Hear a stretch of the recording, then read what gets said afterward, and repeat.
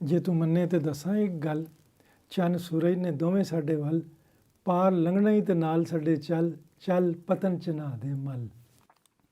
بسم اللہ الرحمن الرحیم۔ السلام علیکم ورحمۃ اللہ۔ پروفیسر صاحب، آج دنیا کے جس موڑ پہ ہم کھڑے ہیں، ہمیں یہ نظر آتا ہے کہ دنیا نے علمی لحاظ سے، چاہے کسی بھی قسم کا علم ہو، چاہے وہ دینی علم ہو، چاہے وہ دنیاوی علم ہو، معاشیات ہوں، سیاسیات ہوں، عمرانیات ہوں، اقتصادیات ہوں، ہر لحاظ سے دنیا میں علم ایک ترقی پر نظر آتا ہے، عروج پر گویا کہ نظر آتا ہے۔ علمی ادارے بھی، ہارورڈ ہے، آکسفورڈ ہے، کیمبرج ہے، مختلف امپیریل کالج، بڑے بڑے نام ہیں آج۔ یعنی کہ شاید اس صدی میں جتنا علم کو فروغ ملا ہے اتنا اس سے پہلے کبھی ملا نہیں۔ اسی طرح ماہرین بھی ہر علم کے پائے جاتے ہیں، اور اگر ہم فیصلہ سازی میں ہی دیکھیں تو تھنک ٹینکس موجود ہیں، اور فیصلے کرنے کے لیے جن نتائج کو یا جس ڈیٹے کو چاہیے ہوتا ہے اس کا پروسیس کرنا، وہ بھی بہت اس وقت سپیڈ یعنی کہ بہت زیادہ اس کی رفتار تیز ہو چکی ہے پہلے سے۔ تو آج کے دور میں یہ تمام کی تمام سہولیات، یہ علم کے پھیلنے کے باوجود دوسری طرف ہمیں نظر یہ آتا ہے کہ دنیا تباہی کی طرف جا رہی ہے۔ پریشانی، انتشار، ڈپریشن، یہ بھی اپنے زوروں پہ ہے، اور اس سے پہلے شاید اتنا کبھی ہوا نہیں جتنا کہ اس وقت اس کو عروج حاصل ہے، منفی لحاظ سے بھی دیکھیں تو۔ کیا خیال ہے یہ جو دنیا کے جو علماء ہیں وہ دنیا کو اس پریشانی سے، ڈپریشن سے، اور اللہ نہ کرے تباہی سے بچا سکیں گے؟ بسم اللہ الرحمن الرحیم۔ اس موقع پہ مجھے مثنوی مولانا روم کی ایک حکایت یاد آ رہی ہے۔ تو وہ مولانا روم بیان فرماتے ہیں کہ جیسے بادشاہوں کو ہوتا ہے کہ رات کو اپنی رعایا کی بھیس بدل کے نکلتے ہیں، رعایا کی خبر لیتے ہیں جی۔ تو محمود غزنوی بھی رات کو گشت پہ نکلا بھیس بدل کے، تو اس نے دیکھا کچھ ٹولی ایک بیٹھی ہوئی ہے ڈاکوؤں کی، وہ بھی شاید جا کے بیٹھ گیا۔ تو انہوں نے کہا کہ ہم تو ڈاکو ہیں، تو آپ کون ہیں؟ انہوں نے کہا میں بھی آپ کا ساتھی ہوں۔ انہوں نے کہا جی پھر ہم اپنا اپنا ہنر بیان کرتے ہیں، اور آپ بھی اپنا ہنر بیان کریں، تو اگر مناسب ہوا تو آپ کو بھی ساتھ لے لیں گے۔ تو چنانچہ انہوں نے ڈاکو نے اپنے ہنر بیان کیے۔ ایک نے کہا کہ میری میں یہ ہنر ہے کہ میں جانوروں کی بولی سمجھ لیتا ہوں۔ دوسرے نے کہا کہ میرے اندر یہ ہنر ہے کہ رات کی تاریکی میں کسی اجنبی کو دیکھوں تو دن کی روشنی میں اسے پہچان لیتا ہوں۔ تیسرے نے کہا مجھے پتہ ہے خزانے کہاں ہیں۔ ایک نے کہا جی میں نقب لگانے کا ماہر ہوں۔ تو چنانچہ انہوں نے پوچھا، سلطان سے پوچھا آپ کا کیا ہنر ہے؟ انہوں نے کہا کہ میرا ہنر یہ ہے کہ جب مجرموں کو جلادوں کے حوالے کیا جا رہا ہو تو میں اگر اپنی ریش ہلا کے، داڑھی ہلا کے اشارہ کر دوں تو ان کو رہائی مل جاتی۔ چنانچہ انہوں نے کہا چلو پھر آئیں، روانہ ہو گئے، اور جس کو پتہ تھا خزانے کہاں ہیں وہ اس نے رہنمائی کی، یہاں شاہی محل کی طرف چلے گئے۔ وہاں کچھ جانور بولے اندر سے باہر سے، تو انہوں نے پوچھا کیا کہہ رہے ہیں؟ انہوں نے کہا یہ باہر والے اندر والوں کو کہہ رہے ہیں، کیوں نہیں بولتے؟ یہاں تو ڈاکہ پڑنے والا تو کہہ رہے ہیں مالک ساتھ ہیں، ہمیں کیا ضرورت پڑی ہے؟ تو چنانچہ جس نے کو مہارت تھی اس نے وہ لگائی، نقب لگائی، خزانہ لوٹا، اور اس کے بعد لوٹ کے روانہ ہوئے۔ سلطان بھی ان کے ساتھ رہا، تو پھر ان کا ٹھکانہ معلوم کر کے الگ ہو گیا۔ صبح کے وقت سلطان نے اپنے سپاہیوں کو بھیجا کہ وہاں سے جا کے پکڑ لیں، تو گئے سپاہی، ان کو پکڑ لے، مال بھی برآمد ہو گیا۔ تو چنانچہ جب ان کو تیاری ہونے لگی جلادوں کے حوالے کرنے کے، تو وہ شخص جو رات کی تاریکی میں کسی اجنبی کو دیکھ کے دن کی روشنی میں پہچان لیتا تھا، وہ بولا اب اپنی ریش ہلائیں گے، اپنی داڑھی ہلائیں گے یا نہیں؟ ہمارے ہنر تو بیکار گئے ہیں، بالکل، اب آپ اپنے ہنر کا مظاہرہ کریں۔ بالکل۔ سلطان مسکرایا، داڑھی ہلائی، تو ان کو رہائی مل گئی۔ تو مولانا روم اس سے یہ نتیجہ نکالتے ہیں کہ انسان کے تمام ہنر بیکار جاتے ہیں سوائے خدا شناسی کے ہنر کے۔ انسان خدا شناسی کے ہنر کے بغیر بچ نہیں سکتا، تو یہ ہنر سب سے ضروری ہے۔ اور اگر دنیا اس ہنر کو سیکھ گئی یا اس کی اہمیت کا اندازہ کر گئی تو دنیا بچ جائے گی۔ اگر دنیا اس ہنر کا اندازہ نہ کر سکی، اسے پہچان نہ سکی، اس کی اہمیت کا اندازہ نہ کر سکی، اور کسی خدا کے فرستادے کے در پہ نہ آ سکی جس کے ذریعے وہ خدا شناسی کا ہنر حاصل کر سکے، تو دنیا تباہی سے نہیں بچ سکے گی۔ یعنی دنیاوی علوم کی جتنی بھی معرفت ہو، اگر خدا تعالیٰ کی معرفت نہ ہو اور اس کی آشنائی نہ ہو تو انسان نجات نہیں پا سکتا، حقیقی امن اور ہدایت کے راستے کو نہیں اپنا سکتا. اچھا پروفیسر صاحب، بالکل ٹھیک بات ہے، سمجھ آتی ہے اس بات کی، لیکن دوسری طرف اگر ہم دیکھیں تو دنیاوی لوگ، جو دنیاوی علماء جن کا بھی تذکرہ ہوا، یہ خدا تعالیٰ کی شناسائی تو ایک طرف، یہ تو بالکل اس کے الٹ سمت پہ چل رہے ہیں. یہ تو کہتے ہیں کہ ہم علم میں اتنی ترقی کر چکے ہیں کہ ہم اپنے خوراک کو کنٹرول کر سکتے ہیں، ہم پانی کو کنٹرول کر سکتے ہیں، ہم مصنوعی بارش کر سکتے ہیں، ہم بچے کو پیدا کر سکتے ہیں، ہم اس کی جنس کو بھی کنٹرول کر سکتے ہیں کہ لڑکا ہے یا لڑکی ہے، اور ہم اگر بچہ یعنی کہ رحم مادر میں بھی ہو اور اس میں کوئی بیماری ہو، ہم اس میں بھی اس کو درست کر سکتے ہیں. یعنی اس قدر ہمارا کنٹرول ہے، اور یہاں تک ہم پہنچ گئے ہیں. اور وہ یہ برملا یہ کہتے ہیں کہ ہمیں وہ جو جن کو تم لوگ خدا کہتے ہو، ہمیں اس کی ضرورت نہیں ہے، ہم تو کائنات کے اور نیچر کے اور قدرت کے سارے تقریباً رازوں سے آشنائی، یا اکثر رازوں سے جن کی ہمیں ضرورت ہے آشنائی ہم حاصل کر چکے ہیں. تو وہ تو بالکل الٹ سمت میں چل رہے ہیں. تو کیسے پھر یہ دائیں جانے والے، یعنی کہ یہ کہنا چاہیے کہ بائیں جانے والے جو یہ علوم کے ماہر ہیں، وہ دائیں طرف جو رستہ ہے، برکت کا رستہ ہے، اللہ تعالیٰ کی معرفت کا، اس کی آشنائی کا، وہ پھر اس طرف رخ کیسے کریں گے؟ دیکھیں، انسان کائنات پہ، نیچر پہ کنٹرول حاصل کرنے میں کامیاب ہو گیا، کیا اپنے آپ پہ بھی کنٹرول کرنے میں کامیاب ہو گیا ہے؟ بہت خوب. جس نے سورج کی شعاؤں کو گرفتار کیا، اپنی زندگی کی شب تاریک سحر کر نہ سکا. ڈھونڈنے والا ستاروں کی گزرگاہوں کا، اپنے افکار کی دنیا میں سفر کر نہ سکا. تو مسئلہ یہ ہے کہ اپنے افکار کی دنیا میں سفر کر سکیں نہیں کر سکے، اور وہ اگر اپنے آپ پہ قابو نہیں ہے تو پھر اس کا رزلٹ کیا نکلے گا؟ انسان کو اگر اپنے آپ پہ، اب ماحولیاتی تبدیلیوں کی وجہ سے ایک ورلڈ ویژن کی ضرورت ہے، اور لیکن دنیا کیوں کٹھی نہیں ہو رہی؟ کیوں ایک نقطے پہ نہیں آ رہی؟ کیوں انصاف قائم نہیں کر رہی؟ اپنے آپ پہ کنٹرول نہیں ہے، اپنے آپ پہ کنٹرول نہیں ہے انسان کو. اور جب ہوتا ہے کوئی ایسا واقعہ پیش آتا ہے، وہ انسان کا ریئیکشن جو ہوتا ہے وہ بالکل جانوروں کے سے، وہ ان سے بھی زیادہ گیا گزرا ہوتا ہے. کس طرح کارپیٹ بمنگ ہوئی ہے، ان سویلین کا کیا قصور ہے؟ وہ ایک کسی نے دھماکہ کیا، کسی نے کچھ کیا. اب آپ دیکھ رہے ہیں غزہ میں کیا ہو رہا ہے. چلو کسی نے کارروائی کی، لیکن جو ریئیکشن ہے، اور بچے جو ہیں، عورتیں اور بچے ابھی بیچارے پیدا ہوئے ہیں، بچے جو ان سے انتقام لیا گیا، وہ کس طرح کیا کرے؟ کب ٹھہرے گا درد ہے دل؟ کب رات بسر ہوگی؟ تو کس طرح یہ ہوگا علاج؟ یہ جو دنیا میں ہم دیکھ رہے ہیں، یہ کس طرح اس کا علاج ہو سکتا ہے؟ یعنی کہ کیا ہم یہ کہہ سکتے ہیں کہ اگر دنیا یہ کہتی ہے کہ ہمیں خدا کی ضرورت نہیں ہے، علوم ہی ہمارے لیے کافی ہیں، تو اس کا نتیجہ تو یہ ہونا چاہیے تھا کہ دنیا ایک بہتر جگہ ہوتی، بیٹر پلیس بن چکی ہوتی رہنے کے لیے، زندہ رہنے کے لیے، اور انسان ایک بہتر معاشرے میں ہوتا. لیکن جو حقائق ہیں، زمینی حقائق، وہ اس کے برعکس تصویر دکھا رہے ہیں. وہ اگر اپنے علم پہ بنیاد بنا کر دنیا کو چلانا چاہ رہے ہیں تو وہ دنیا کو خراب سے خراب تر اور بد سے بدتر بناتے چلے جا رہے ہیں. جیسے کہ آپ نے فرمایا کہ ان کا ریئیکشن جو ہے وہ ان کے کنٹرول میں نہیں ہوتا، ان کے پاس کوئی ضابطۂ حیات نہیں ہے کہ کس وقت میں کیا کرنا ہے. کوئی تعلیم ایسی نہیں ہے جس کو بنیاد بنا کر وہ بہتر فیصلہ کر سکیں. نہیں، آپ مجھے یہ بتائیں، جب عراق پہ وہ کارپیٹ بمنگ، ان کا اتنا علم تھا، انہوں نے کارپیٹ بمنگ کی، سویلین بچوں کو حشر کر دیا انہوں نے. بعد میں کہا جب ہمیں غلط فہمی ہوئی تھی. اب کدھر گیا تھا علم ان کا؟ سوال یہ ہے، آپ تو بڑے عالم ہیں، آپ کو ایک چیز کا پتہ ہے، آپ نے ہلاک کرنے سے پہلے لوگوں کو جس ظالمانہ طریقے سے مارا ہے، اس کے بعد آپ نے اتنا ہی کہا جی مجھ سے غلط فہمی ہو گئی تھی. تو اتنی آپ کی یعنی ہے،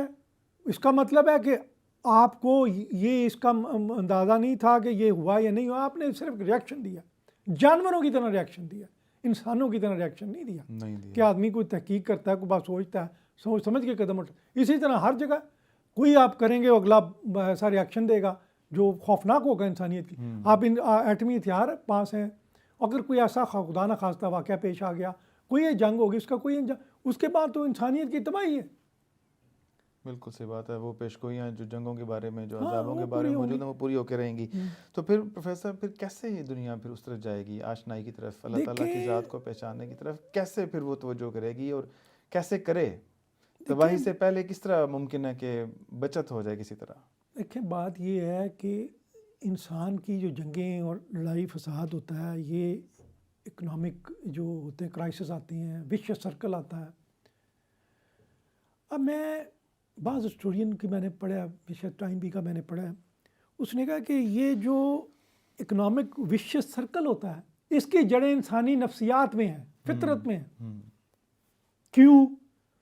دیکھیں اسے جس چیز کی تلاش ہے، اور یہ کیوں ہے کہ اس میں انسانی فطرت میں ایک گواہی موجود ہے، ایک شہادت موجود ہے، الستو بربکم قالوا بلا۔ بالکل۔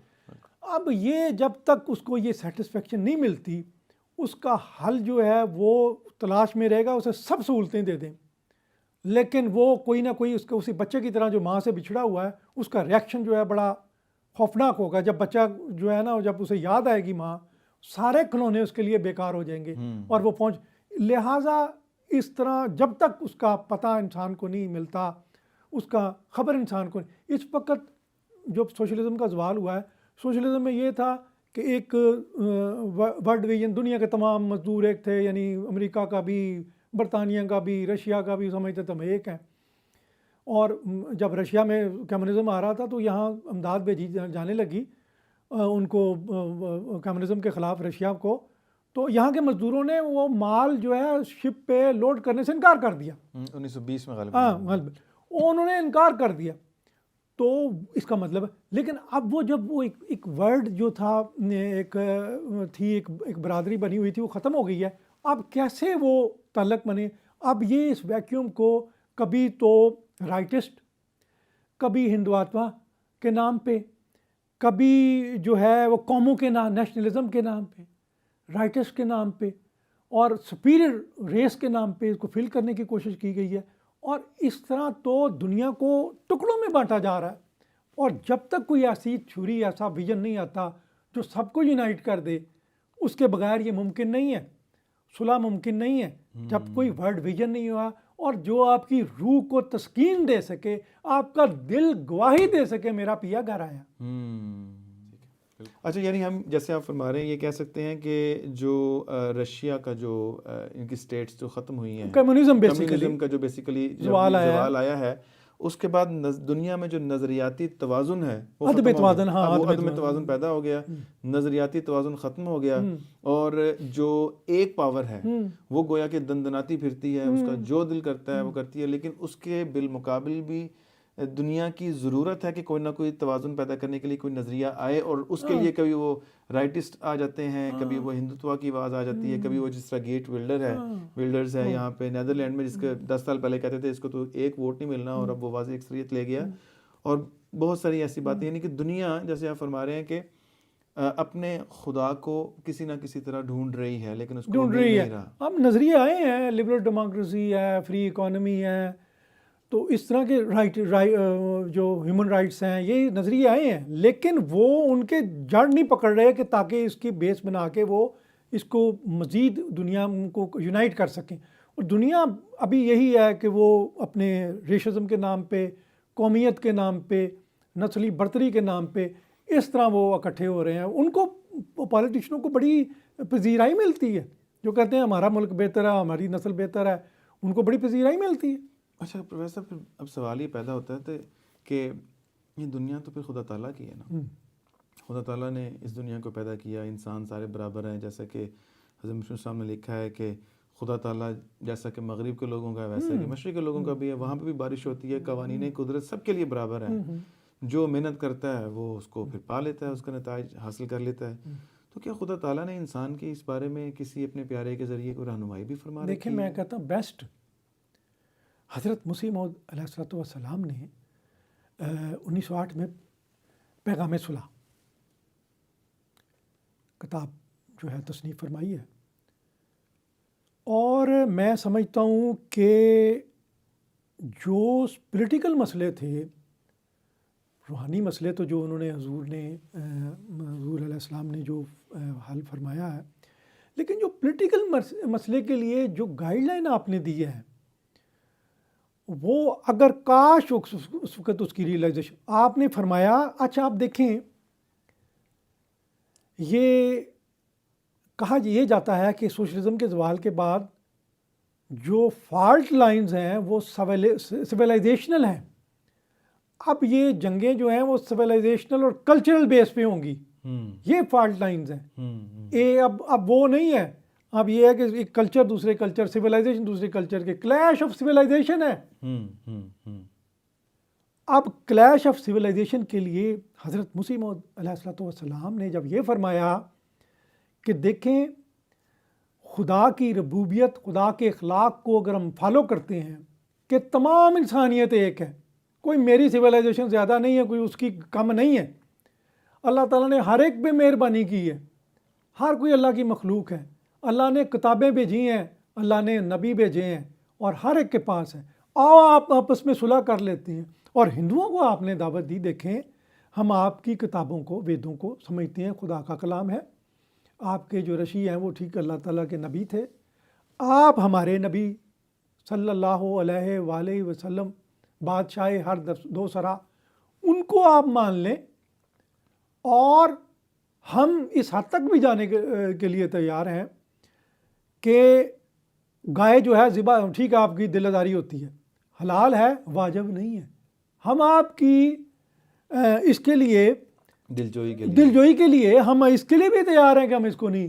ہم دعوت دیتے ہیں اور ہم آگے بڑھیں اور آپس میں ان اخلاق کو صلح کی بنیاد رکھیں۔ اگر کاش یہ لوگ اچھا یہ لوگ سمجھتے تو نہیں جی وہ اختلاف جو ہے نا پولیٹیکل ہے، وہ نہیں ہے، مذہبی نہیں ہے، مذہبی اب نکلا کہ نہیں؟ اب فالٹ لائنیں سویلائزیشن کی بیس پہ ہو رہی ہیں کہ نہیں؟ دنیا سویلائزیشن اور کلچر کی بیس پہ نہیں کر رہی، جو انہوں نے اس وقت اشارہ کیا تھا کہ نہیں یہ مذہبی ہے، بالکل انہوں نے واضح طور پہ فرمایا تھا کہ یہ پولیٹیکل نہیں ہے، یہ پولیٹیکل نہیں ہے، یہ مذہبی اختلاف میں دیکھیں میں وہ قائد اعظم کی بات ہو رہی تھی شیخ عبداللہ سے، اور قائد اعظم انہیں کہہ رہے تھے کہ یہ 45 46 کی بات ہے کہ انہیں کہہ رہے تھے کہ آپ جو ہیں مسلم لیگ کے ساتھ شامل ہیں، آپ ان کے کانگریس کے ساتھ نہ جائیں، تو شیخ عبداللہ انہیں قائل کرنے کی کوشش کر رہے تھے، تو وہ قائد اعظم کہتے ہیں کہ میں کھانا کھا رہا تھا اپنی وائف کے ساتھ، تو مدن موہن مالویہ ایک ہندوؤں کا ممتاز لیڈر ملنے کے لیے آ گیا، تو میں نے انہیں دعوت دی کھانے کے لیے، میز پہ بیٹھے، انہوں نے کہا نہیں میں آپ کے ساتھ نہیں بیٹھ سکتا کیونکہ میرے چھوت چھات کی وجہ سے میں آپ کے ساتھ، تو قائد اعظم نے ان کے کہا کہ آپ دوسرے ٹیبل پہ بیٹھ جائیں، انہوں نے کہا مسئلہ یہ ہے کہ کلین ایک بچھی ہوئی نا، چھوت اس کلین سے ذریعے میرے تک پہنچ جائے گی، تو انہوں نے کہا کلین اٹھوا دیتے ہیں، اٹھوا کے تو پھر انہیں وہاں بٹھایا گیا اور دودھ اور پھل پیش کیا گیا۔ اب قائد اعظم نے کہا کہ جن کے دل میں یہ خیال ہے، اب ان سے ہم کیسے انصاف کی توقع رکھ سکتے ہیں کہ ہمارے ساتھ انصاف کریں گے؟ دیکھیے اگر یہ ان کا مذہبی معاہدہ حضرت مسیح موعود علیہ الصلوۃ والسلام کی جو تجویز تھی، جو اپنے حل پیش فرمایا تھا، صلح ہو جاتی مذہبی بنیادوں پہ، وہ ہمارا احترام کرتے ہم ان کا احترام کرتے، تو یہ بات آگے بڑھتی۔ تو یہ جو باتیں قوموں کے درمیان یہ تصور جو ہے کہ جی وہ ہم سے مختلف ہیں، ہم اور ہیں وہ اور ہیں، تو یہ قوموں میں صلح نہیں بنیاد رکھے گا۔ پھر اگر یہ بنیاد آگے بڑھتی اور آپ نے فرمایا کہ اگر صلح نہیں ہوگی تو پھر ایک آفت کے بعد دوسری آفت آئے گی، بالکل، اور آفت آئی نا پھر جی 1908 میں آپ نے فرمایا 6-7 سال کے بعد جنگ ہوگی، دوسری پہلی جنگ عظیم کا آغاز ہو گیا، اور ایک آفت کے بعد دوسری آئے گی، اور کہتے ہیں بعض یہ لوگ کہتے ہیں کہ جنگ عظیم دوم دراصل پہلی جنگ کچھ وقفے کے بعد وہی دوبارہ شروع ہو گئی، تو یہ میرا مطلب ہے کہ وہ آفت آئی ہے نہیں آئی؟ آپ نے جو انتباہ فرمایا تھا کہ ایشیا تو بھی امن میں نہیں ہے، یورپ تو بھی محفوظ نہیں ہے، تو وہ آپ کا انتباہ ہوا جب اللہ تعالیٰ نے اپنے پیارے کے ذریعے لوگوں کو بتایا۔ آپ نے حالانکہ 1907 میں یہ چل کہہ رہا تھا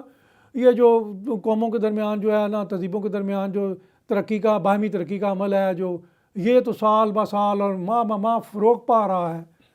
وہ تو دیکھ رہے تھے جی بڑے بڑے بڑے کام جا رہے، صحیح ہے، خیر ہی خیر ہے ہر طرف، لیکن اس وقت تو کوئی اندازہ نہیں کر رہا تھا، لیکن اللہ میاں کے پیارے نے جب بات بتائی، دیکھیں انہوں نے پھر یہ بھی فرمایا کہ دنیا میں نبی آئے ہیں ٹھیک ہے، لیکن سب نبی کا جو فیض ہے بند ہو گیا ہے، حضرت صلی اللہ علیہ وآلہ وسلم کا فیض، وہ زندہ نبی ہیں، میں جو کچھ کہہ رہا ہوں انہیں کا میسج ہے، بالکل وہ رحمت العالمین ہے، ہم بنیاد رکھتے ہیں، ہم آپ جو کلمہ ہمارے دن مشترک آؤ ہم کرتے ہیں، بیٹھتے ہیں اکٹھے، اور مذہبی اختلاف کی بنیاد پہ یعنی یہ نہیں کہ ہم تعاون نہیں کر سکتے، ہمیں جو چیزیں مشترک ہیں سب اللہ تعالیٰ کی مخلوق ہیں، اور سب پہ اللہ تعالیٰ نے نبی بھیجے ہیں، سب کے پاس اللہ تعالیٰ کا میسج، اللہ کو سب پیارے ہیں، آؤ اس بنیاد پہ صلح کرتے ہیں، اور اللہ تعالیٰ کے جو اخلاق ہیں ان کو اپناتے ہیں، اس کی رحمانیت ہے، ربوبیت ہے، اس کی رحیمیت ہے، اس کی مالک یوم دینیت ہے، یہ چیزیں ہیں ان کو اپنا کے اپنے اندر اور اس کو آگے بڑھاتے ہیں، تاکہ انسانیت نے جو علم حاصل کیا ہے، جو ٹیکنالوجی اس کی تباہی کی طرف نہ جائے، اس کی بہتری کے لیے طرف جائے. کتنی بڑی ٹریجڈی ہے کہ اگر اتنے علم اور اتنی کے باوجود اگر ہم اس میں صلح اور امن کے ذریعے انسانیت استفادہ نہیں کرتی، اور اس سے تو کتنی بڑی ٹریجڈی ہوگی. اس بات ہے جیسے کہ آپ فرما رہے ہیں، حضرت مسیح موعود علیہ السلام نے غالباً یہی فرمایا اس کتاب میں پیغام صلح میں کہ جو اختلاف ہے، اول یہ کہ یہ تو مذہبی اختلاف ہے، اور مذہبی اختلاف دو قوموں کے درمیان لڑائی کا باعث اس وقت تک نہیں بنتا جب تک ایک قوم یا دونوں قومیں ایک دوسرے کے انبیاء کو اور بزرگوں کو برے الفاظ میں نام یاد نہ کریں. حضور نے مثال دی کہ اگر کوئی کسی کے باپ کو گالی دے تو اس کو تو لازمی طور پہ اس پہ غصہ چڑھے گا. اور دوسری طرف حضور نے یہ فرمایا کہ ہر قوم میں نبی آیا ہے، اور جس وقت یعنی پرانے زمانے میں صدیوں پہلے جب انبیاء ان قوموں میں آئے تو اس وقت قومیں ایک دوسرے سے ابھی ملی نہیں تھیں. تو انہوں نے یہی سمجھا، ہندوؤں نے یہ سمجھا، پارسیوں نے یہ سمجھا، یہودیوں نے یہی سمجھا کہ گویا جب خدا تعالیٰ ہماری قوم پہ ایک نبی کو بھیج کے وحی نازل کر رہا ہے تو گویا صرف ہم ہی خدا تعالیٰ کے مخاطب ہیں اور کوئی قوم مخاطب نہیں ہے. لیکن جب یہ جو سرحدیں ہیں یہ کھلیں اور ممالک اور لوگ، حضور نے مثال دی نا کہ یہ جو ان کے ہیں ہندوؤں کے یا آریہ ورت کے جو علماء ہیں وہ سمجھتے تھے کہ کوہ ہمالیہ سے آگے تو دنیا ہی ختم ہو جاتی ہے، کوئی بستا ہی نہیں ہے. تو جب یہ سب آپس میں باہم ملے تو اس وقت پھر صحیح اختلاف شروع ہوا. حضور نے ذکر فرمایا نا کہ اس زمانے میں تلواروں کا زور تھا تو وہ برداشت نہیں کرتے تھے، تو اس لیے پھر لڑائیاں ہوئیں اور تہذیبوں کا آپس میں کلیش ہوا. لیکن نبی کریم صلی اللہ علیہ وسلم کے اوپر جو اللہ تعالیٰ نے الہام نازل فرمایا اس میں جو فرمایا کہ لا نفرق بین احد منہم ونحن لہ مسلمون، کہ اللہ تعالیٰ نے وَإِن مِّنْ أُمَّةٍ إِلَّا خَلَا فِيهَا نذیر، کہ کوئی امت ایسی نہیں جس میں صرف اسلام ہے جو اس چیز کو تسلیم کرتا ہے کہ دنیا کی ہر امت میں اللہ تعالیٰ نے انبیاء بھیجے ہیں. اور ساتھ یہ بھی فرماتا ہے کہ ہم ان میں سے کسی نبی کو ہم یعنی کہ فرق نہیں کرتے ان میں، اور ان پہ وَنَحْنُ لَهُ مُسْلِمُونَ، ہم ان پہ ایمان لاتے ہیں، ان پہ مانتے ہیں ہر نبی کو. تو اس بات پہ اچھا جو آپ الفاظ آپ نے بڑے حضور کے بڑے تاریخی الفاظ ہیں، میں وہ ناظرین کے لیے وہ کتاب سے پڑھ دینا چاہتا ہوں جو آپ نے فرمایا کہ ایسے نازک وقت میں یہ راکم آپ کو صلح کے لیے بلاتا ہے جبکہ دونوں کو صلح کی بہت ضرورت ہے. دنیا پر طرح طرح کے ابتلا نازل ہو رہے ہیں، زلزلے آ رہے ہیں، قحط پڑ رہا ہے، اور طاعون نے بھی ابھی پیچھا نہیں چھوڑا. اور جو کچھ خدا نے مجھے خبر دی ہے وہ بھی یہی ہے، اور جو کچھ خدا نے مجھے خبر دی ہے وہ بھی یہی ہے کہ اگر دنیا اپنی بدعملی سے باز نہیں آئے گی اور برے کاموں سے توبہ نہیں کرے گی تو دنیا پر سخت سخت بلائیں آئیں گی، اور ایک بلا ابھی بس نہیں کرے گی کہ دوسری بلا ظاہر ہو جائے گی. آخر انسان نہایت تنگ ہو جائیں گے کہ یہ کیا ہونے والا ہے، اور بہتری مصیبتوں کے بیچ میں آ کر دیوانوں کی طرح ہو جائیں گے.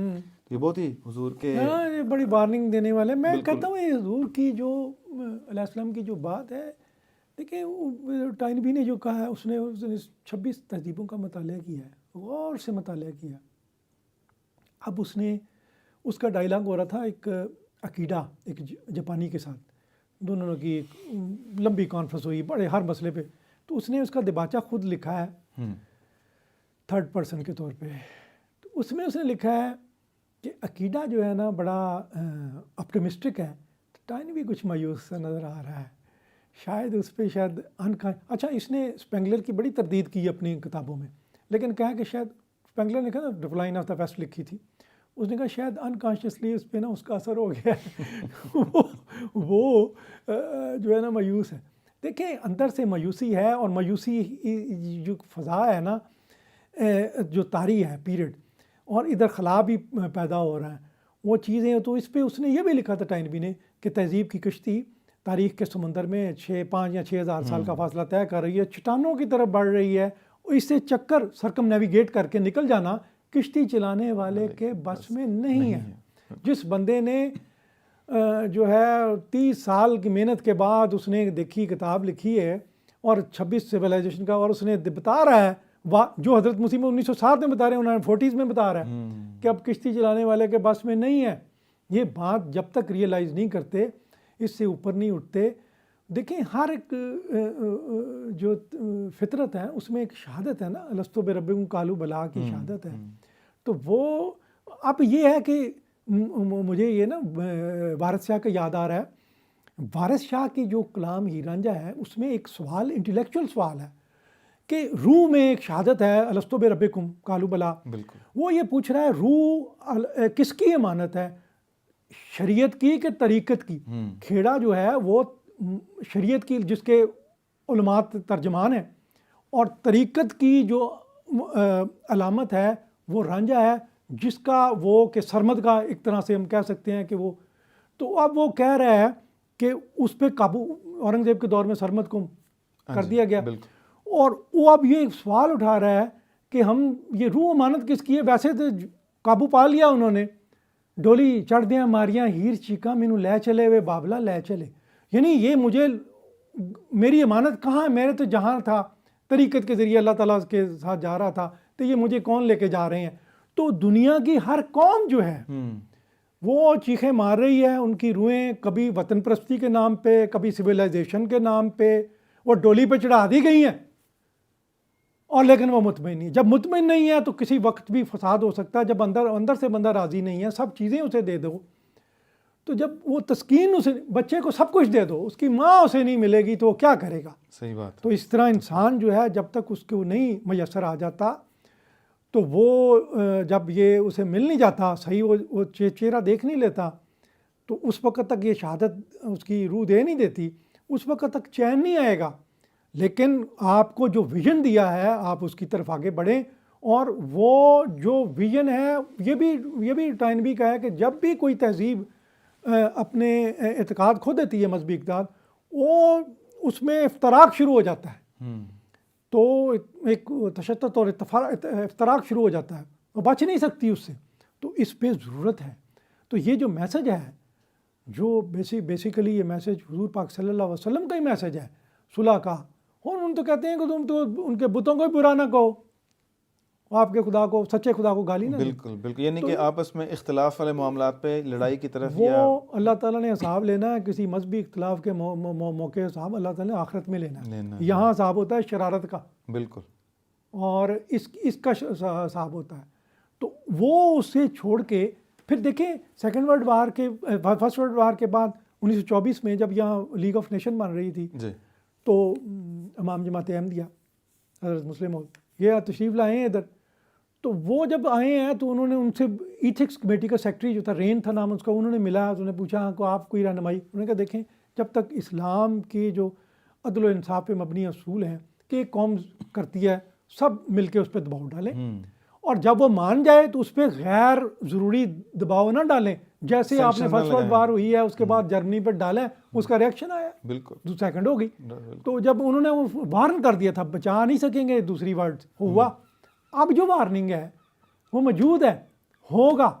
اگر آپ اسے ریئلائز نہیں کریں گے، اگر آپ اس کی اہمیت کو نہیں سمجھیں گے، لیکن انسان کو اس کا تکبر اور غرور جو ہے نا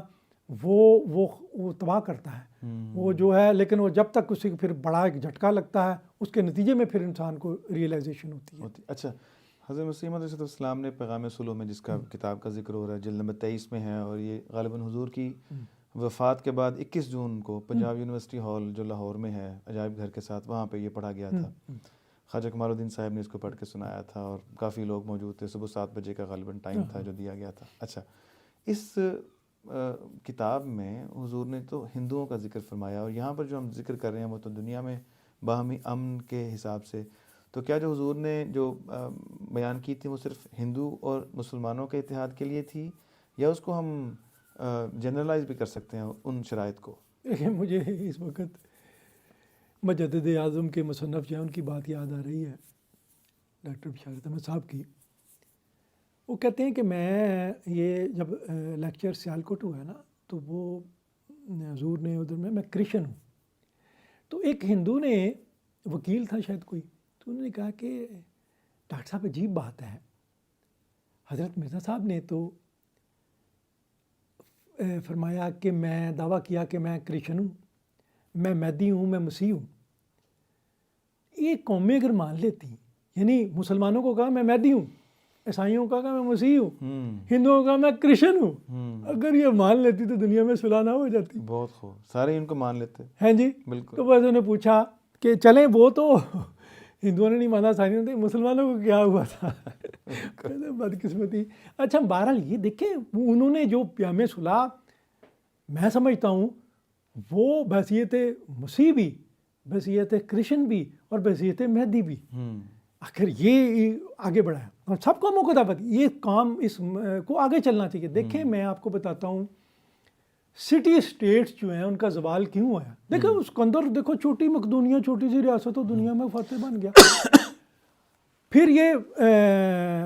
یہ جو یورپ کی سٹی اسٹیٹ تھی 14ویں صدی میں، فلورنس کی اور اس کی تھی، یہ کیوں غائب ہو گئی؟ کیونکہ چھوٹی سٹی اسٹیٹ کی اکانومی کنٹرول نہیں کر سکتی، اسے پھر نیشنل اسٹیٹ نے اسے آ کے فل کر دیا، نیشنل اسٹیٹ کے اوپر کیا آئی، اب اکانومی ایک اور لیول پہ پہنچ گئی ہے، اب نیشنل اسٹیٹ کی باؤنڈریز چھوٹی ہیں، بڑی باؤنڈریز چاہیے،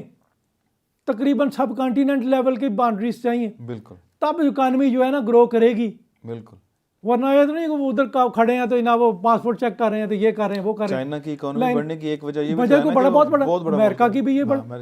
اب تو نیشنل اسٹیٹس کی بھی ایلیمینیشن کا زمانہ ہے، اب بہت بڑے لیول پہ کوآپریشن کی ضرورت ہے، اور اس کے لیے جب تک فکری بنیادیں نہ بنے،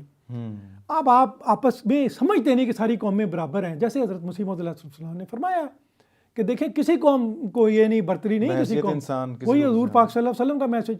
کہ بھی سب میں نبی آئے ہیں، سب اللہ کی پیاری مخلوق، سب اللہ کے بندے ہیں۔ تو اس بنیاد پہ اگر بنا کے جب آپ آگے آئیں گے، ایک ورلڈ ویژن بنائیں گے، اب یہ نیشنل باؤنڈریز کو اکانومی توڑ رہی ہے، اور کیا کہتے ہیں نئی شراب پرانے مشکیزوں میں، اب کیا ہوگا؟ نئی شراب پرانے مشکیزے میں ڈال دیں تو مشکیزہ پھٹ جاتا ہے، وہ برداشت نہیں کر سکتا۔ دا سیم وے اکانومی کا جو ترقی کا لیول اس تو پہنچا، اب انڈیا پاکستان کے درمیان ایک ان نیچرل باؤنڈری ہے نا، وہ اگر اس کی سافٹ بارڈر ان کی صلح ہو تو وہ بھی چائنا کے لیول پہ راستے پہ گامزن ہو جانا تھا، اس نے بڑی تیزی سے ترقی کرتے ہوئے۔ تو یہ جو ترقی ہے بن رہا ہے نیچے اور اوپر سے ویژن کی، تو ہمارے پاس یہ میسج ہے، بحیثیت حضور پاک صلی اللہ علیہ وسلم کا ہی میسج ہے، ہم نے اس زمانے میں اس کی انٹرپریٹیشن جو سچی انٹرپریٹیشن تھی وہ کر کے بتا دی ہے۔ بعض لوگ چلے ہیں ہسٹری کو، اسلامک ہسٹری کو ری ایبلیٹیٹ کرنے تلوار لے کے، اور وہ استعمال ہوئے ہیں بڑی طاقتوں کی جنگ میں، انہوں نے کہا جی جہاں جی جہاں، انہوں نے کبھی رشیا کے خلاف استعمال کیا ہے، کبھی رشیا نے ان کو امریکہ کے خلاف استعمال کیا ہے، اب دیکھ رہے تھے مرسنری بن گئے نا، مرسنری بن گئے ہیں، بالکل، اور وہ اسلام کا نام بھی وہ کر رہے ہیں، ان کی تعلیمات پہ بھی دھبا لگا رہے ہیں، اس طرح کے بن کے اس کا حل بھی کوئی نہیں کر رہا۔ اب دیکھیں کچھ مرسنری انہوں نے تیار کیے تو رشیا پہ اٹیک کروا دیا، وہ رشیا ان پہ، وہ ان پہ، اور یہ درمیان میں اس طرح بنے ہوئے ہیں، مطلب کوئی ان کو جانوروں کی طرح استعمال کیا جا رہا ہے، بالکل، یعنی کہ تو یہ اورینٹیشن کوئی نہیں ان کی، کیونکہ انٹرپریٹیشن کے پاس صحیح نہیں جی، لا یمسہ الا المطہرون، بالکل، تو مطہرون جب تک نہیں اس کی انٹرپریٹیشن کرے گا اور نہیں پتہ چلے گا، تو مطہرون جب تک نہیں بتائیں گے کہ بھئی کیا انٹرپریٹیشن ہے کس طرح، اور وہ نہیں بتائیں گے وہ ان سائٹ جو انہیں خدا تعالیٰ سے بصیرت حاصل ہوتی ہے اس کی روشنی میں، اگر دنیا نے اسے ریئلائز کر لیا اور سمجھ گئی صلح کے لیے، تو دنیا میں، اور ہم یہ سمجھتے ہیں کہ وہ جو دعا کی تاثیر جو ہے وہ آب و آتش سے بڑھ کے ہے، اور دوسرے اسباب سے بڑھ کر ہم دعاؤں سے کام لیں گے انشاءاللہ تعالیٰ، جیسے حضور رید اللہ تعالیٰ بن نصر الدین نے ارشاد فرمایا ہے، اور دوسرا کہ دنیا ریئلائز کرے، ان تک کے میسج پہنچائیں گے، اور ہم وہ آئیں نہ آئیں جمی ہے نگاہیں، بالکل۔ اچھا یہ تو بات ہو رہی ہے دنیا کی باہمی اتفاق کی، کہ اگر مختلف مذاہب ہیں، جیسے کہ حضور نے جہاں تک خاکسار کا اندازہ ہے کہ یہ جو ہندو اور مسلمان اتفاق کا ذکر کیا ہے، یہ تو ایک ٹیسٹ کیس کے طور پہ بیسیکلی تو کوئی بھی مذہب ہو، کوئی بھی قوم ہو، ہر ایک کے لیے بنیادی اصول بیان کر دیا گیا کہ اگر آپ ایک دوسرے کو گالی دینا، جو کسی کے بزرگوں کو برا بھلا کہنا چھوڑ دیں اور وہاں مل کر رہنا شروع کر دیں، تو وہ اس میں، اور جو قربانی دی جا سکتی ہے جائز ہو، جو کہ کسی کا احترام، کسی کے جذبات کا احترام، حلال چیز اکٹھے ہو جائیں گے۔ اچھا سوال یہ ہے پروفیسر صاحب کہ کیا یہ تو ان کا ذکر ہے جن کی کتابیں الگ، جن کے نبی الگ، جن کے رسول الگ، اب مسلم امہ دنیا کی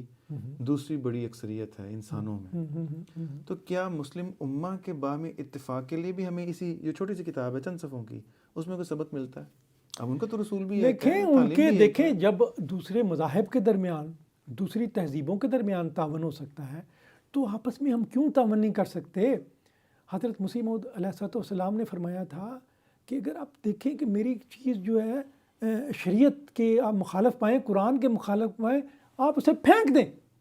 میری کتاب، میری بات جو ہے شریعت کے مطابق ہے، حضرت صلی اللہ علیہ وسلم کی تعلیم کے مطابق ہے، میں تو انہی کی بات کر رہا ہوں نا. دیکھیں وہ بات یہ ہمارا کسی چیز پہ اتفاق ہے، خود اللہ تعالیٰ کے پاک کلام پہ، حضرت صلی اللہ علیہ وسلم پہ ایک انٹرپریٹیشن ہے نا. ایک آپ انٹرپریٹیشن کرتے ہیں، ہم انٹرپریٹیشن کرتے ہیں. وہ تو علمی اختلاف علمی اختلاف ہے نا، انٹرپریٹیشن کے اختلاف سے تو نہیں ہو سکتا نا. کوئی تعویل کر رہا ہے تو اس پہ تو کچھ نہیں کر. تو یہ بات سمجھنے والی ہے. مجھے آج تک یاد ہے کہ ایک دیوبند کے اسکالر مولانا عبید اللہ سندھی تھے، وہ 1914 میں افغانستان گئے تاکہ وہاں سے فرسٹ ورلڈ وار کے موقع پہ جہاد کا آغاز کیا جائے، اور انہوں نے بڑے پروگرام بنائے جہاد کے. دیوبند مدرسے اسکول آف تھاٹ سے متاثر تھے. لیکن بعد میں جب ان کے ایکسپوز ہوئے انٹرنیشنل ڈائنامکس کے، پھر رشیا گئے، وہاں دیکھا یہ انقلاب آ رہا ہے. پھر ترکی آئے، وہاں دیکھا. پھر سعودی عرب 13 سال رہے. انہوں نے بڑی چینج پیدا ہوئی. انہوں نے کہا کہ نہیں، یہ دیکھیں سوشلسٹ بھی نا ایک نیک مقصد کے لیے کام کر رہے ہیں، یہ بھی مسلمان ہی ہیں. یعنی ان کو بھی سمجھ رہے تھے کہ یہ بھی اسلام کا مقصد ہے نا کہ غربت سے نجات دلائے تاکہ انسان کو اتنا وقت تو ملے عبادت کر سکے. انہوں نے ایک بات کی، ان کے خاصا خط سے سوال پوچھا گیا حضرت مسیح موعود جماعت احمدیہ کے بارے میں. جو مولانا عبید اللہ سندھی کے مکتوبات چھپے ہیں، سندھ ساگر اکیڈمی نے چھپے، میں مکتوبات دیکھ رہا تھا تو اس میں ایک خط تھا کہ احمدیت کے بارے میں سوال کیے. کسی نے تنقید بھی کی ہوئی تھی کہ ابوالکلام آزاد نے یہ سوال کی ہے. تو انہوں نے کہا کہ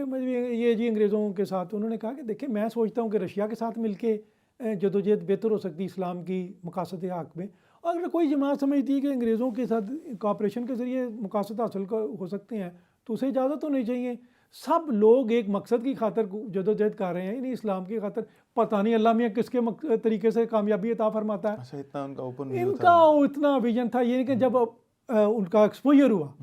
تو ان کو اتنا پتہ چلا کہ دنیا کیسے، تو انہوں نے کہا کہ ان کو بھی اجازت ہونی چاہیے. تو لہٰذا ایک انٹرپریٹیشن کے مطابق ہر ایک کی اپنی اپنی اگر انٹرپریٹیشن ہے، اور پھر تاریخ شہادت دے گی کہ کس کی انٹرپریٹیشن جو ہے وہ قابل قبول ہوتی ہے، دنیا میں وہ فروغ پاتی ہے. تو آپ اپنی انٹرپریٹیشن دیکھ لیں، ہم بھی اپنی جو انٹرپریٹیشن کے مطابق کام کر رہے ہیں، ہم ہمارا دیکھ لیں کہ آپ کو کیا ملا اور ہمیں کیا ملا، ہم نے کیا کہاں تک پہنچ گئے ہیں، ہم نے میسج کہاں تک پہنچا دیا ہے. اور آپ جو سمجھتے تھے کہ تلوار کے بغیر دلوں کے زنگ نہیں اتر سکتے، تو آپ دیکھ لیں. پھر بالکل صحیح بات ہے. ٹھیک ہے، دیکھیں تمام فرقے جو ہیں اپنی کوشش کر رہے ہیں. آپ دیکھیں، آپ اسلام اپنی تعبیر کے مطابق. میں آپ سے پوچھتا ہوں، حضور پاک صلی اللہ علیہ وسلم نے، آپ نے فرمایا کہ تم میں اپنی وفات کے قریب کہ تم میں مجھ سے آ کے وہ سب سے پہلے ملے گی جس کے ہاتھ لمبے ہوں گے. جی. تو تمام ازواج مطہرات نے یہ سوچا کہ ہاتھ لمبے سے مراد فزیکلی، تو وہ سب نے اپنے ہاتھ کی پیمائش بھی کی. تو سب سے زیادہ جو ہاتھ لمبے تھے وہ حضرت سودا رضی اللہ تعالی عنہا کے تھے. لیکن وفات حضرت زینب کی ہوئی، اور تب انہوں نے ریئلائز کیا کہ اس سے مراد یہ ہے کہ سخاوت کرنے والی تھی وہ بہت. ہاتھ لمبے سے مراد فزیکل نہیں تھا، بالکل وہ لٹرل نہیں تھا، وہ فگریٹو تھا. وہ سخاوت کرنے والی تھی بہت زیادہ. آپ دیکھیں حضور پاک صلی اللہ علیہ وسلم کے سامنے ازواج مطہرات جو ہیں اپنے ہاتھوں کی، آپ نے روکا نہیں ہے. پیش گوئی جب پوری ہوتی ہے پتہ اس وقت چلتا ہے کہ وہ کیا ہے. ٹھیک ہے، آپ کوئی سمجھتے ہیں، ہم ایک سمجھتے ہیں، تو اس پہ تو انٹرپریٹیشن پہ تو پیش گوئی کا تو اسی وقت پتہ چلے گا نا کہ جب وہ پوری ہوگی. تو وہ انہوں نے ان کی تو ازواج مطہرات ایک مسئلے کو نہیں سمجھ سکیں. جب ایک ان یوزل بات ایک ان کے سامنے آئی، انہوں نے کہا اچھا اس کی تو انٹرپریٹیشن یہ تھی. بالکل. تو اسی طرح ہمیں ہر بندے کو اجازت ہونی چاہیے جو سمجھتا ہے، نیتوں کو اللہ جانتا ہے، اور اس کے نیتوں کے مطابق اگر آپ مخلص اخلاص سے سمجھتے ہیں، کوئی اخلاص سے یہ بات سمجھ رہا ہے، اس کو اس کا اجر ملے گا. یعنی بنیادی اصول یہ ہے، اگر امت مسلمہ میں بھی امن قائم، ہم باہم اتفاق پیدا کرنا چاہتے ہیں، تو یہ جو شیعہ سنی اختلاف ہے، اور اختلاف میں یہ جو صحابہ کو بعض گالیاں دیتے ہیں، بعض دوسرے لوگوں کو گالیاں دیتے ہیں، یہ جو بزرگوں کو برا بھلا کہنا ہے، اگر اس کو چھوڑ دیا جائے اور جو چیزیں باہم مشترک ہیں ان کو لے لیا جائے اور باقی علمی اختلاف تو چلتا رہتا ہے، اس کو بنیاد نہ بنایا جائے تو پھر امت مسلمہ میں بھی اتحاد ہو سکتا ہے، لیکن وہ اتحاد بھی مسیح موعود علیہ السلام کے جھنڈے تلے آئے بغیر ممکن نظر نہیں آتا، کیونکہ بہت عرصہ ہو گیا، بہت لوگوں نے کوشش کر لی، بڑی تحریکات ہو گئیں، بڑے بڑے اسپانسر ہو چکے، لیکن کسی کو کامیابی نہیں ملی۔ پروفیسر صاحب بڑے عرصے سے 12-15 سال سے کم از کم حضرت خلیفۃ المسیح الخامس سید اللہ تعالیٰ بن نصر العزیز دنیا کے ایوانوں میں جا کے یہ فرما رہے ہیں کہ تیسری جنگ عظیم قریب ہے، اور اس کی وجہ یہی بیان کر رہے ہیں کہ دنیا میں عالمی سطح پر انصاف کا فقدان ہے، اور اب اس دور میں خاص طور پہ اب ہم اس وقت آج ہم اپریل کی جو آخری عشرے میں بیٹھے ہوئے ہیں 2024 کی، ہمیں واضح نظر آ رہا ہے کہ دنیا میں جو ہو رہا ہے یہ بات بالکل درست ہے۔ اس وقت بھی لوگ کہتے تھے، سیاستدان یہ کہتے تھے احمدیوں کو کہ آپ کے جو خلیفہ ہیں وہ ذرا زیادہ پیسیمسٹ ہیں، وہ ان کو آپٹیمسٹ ہونا چاہیے، ایسا کوئی خطرہ دنیا کو ہے نہیں، لیکن اب دنیا کو واضح نظر آ رہا ہے۔ اور اسی طرح جب کووڈ شروع ہوا اور اس وقت بھی حضور نے فرمایا کہ یہ جو اب اکنومیکلی حکومتیں دیوالیے کی طرف جا رہی ہیں، اس کا نتیجہ یہی ہوتا ہے کہ جنگیں ہوں گی، اور اس وقت بھی لوگ کہتے تھے کہ یہ پتہ نہیں یہ ان کو کیا ہے کہ یہ ایسی باتیں کرتے ہیں، لیکن آج جو دور اندیش لوگ ہیں، اس وقت جماعت احمدیہ تو اس وقت بھی مانتی تھی، سچا مانتی تھی ایسا ہی ہوگا، لیکن آج تو دنیا کو بھی نظر آ رہا ہے کہ گویا کہ سورج چڑھتے سورج کی طرح یہ حقائق بھی واضح نظر آ رہے ہیں، اور ہمارے پاس ابھی بھی ایک موقع موجود ہے کہ حضرت مسیح موعود علیہ السلام نے دنیا میں صلح پیدا کرنے کے لیے جو اپنا آخری پیغام دنیا کے لیے، گویا کہ آخر میں وصیت ہی کی جاتی ہے نا، دنیا کے لیے ایک نبی کی جانب سے جو وصیت ہے وہ یہ ہے کہ پولیٹیکل اور دوسرے اختلافات کو بھلا کے باہمی صلح کی کوشش کرو، ورنہ ایسے مسائل آئیں گے اور ایسے مصائب آئیں گے کہ ایک ابھی بس نہیں کرے گا کہ دوسری جو مصیبت ہے وہ سامنے کھڑی ہوگی۔ اللہ تعالیٰ سے یہی دعا ہے کہ اللہ تعالیٰ دنیا کو باہمی صلح سے رہنے کی توفیق دے، اور یہ جو عذاب اور یہ جو پیش گوئیاں ہیں جو کہ پوری ہوتی نظر آ رہی ہیں، کسی طرح ان کی جو شدت ہے اس میں کمی ہی آ جائے۔ ਜੇ ਤੂੰ ਮੰਨੇ ਤੇ ਦੱਸਾਂ ਇੱਕ ਗੱਲ, ਚੰਨ ਸੂਰਜ ਨੇ ਦੋਵੇਂ ਸਾਡੇ ਵੱਲ, ਪਾਰ ਲੰਘਣਾ ਹੀ ਤੇ ਨਾਲ ਸਾਡੇ ਚੱਲ ਪਤਨ ਚ ਨਾ ਦੇ ਮਲ। بہت خوب، جزاک اللہ۔